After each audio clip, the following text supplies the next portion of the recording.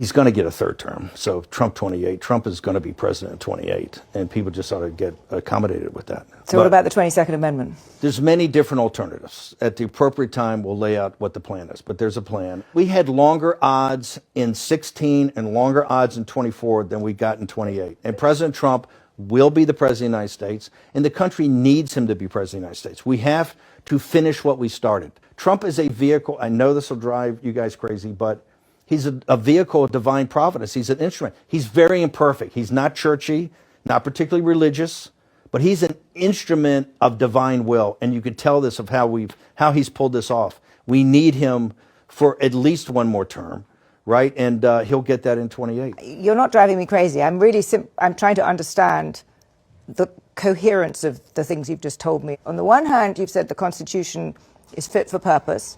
Secondly, you've said that President Trump needs another term, even though the 22nd Amendment makes pretty clear that he cannot have another term. Why does it make that clear? Because he's on his second term already.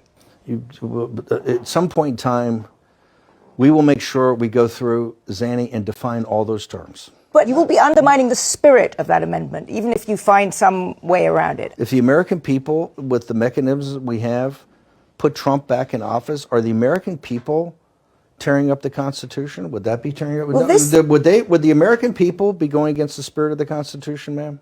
I think yes, actually, because I think what you will end up with is a populist justification for a quasi-dictatorship. That's not true at all. That's what it sounds like. It's not. Trump is a dictatorship. Did you just see the compromises he had to make on the big, beautiful bill? You see the compromises he has to do on everything, on accommodating Zelensky, on what President Trump is nothing but a series of negotiations to kind of keep this thing rolling forward, where he's having trade-offs all the time. Steve, you've just spent the last 20 minutes telling me we have to smash the other side. There's no room for debate. There's no room for compromise. We must smash them. And now you're telling me this is a negotiation. I mean, that's no. I guess that's why it seems to me some kind of tension there. The only way President Trump wins in 2028 and continues to stay in office is by the will of the American people, okay?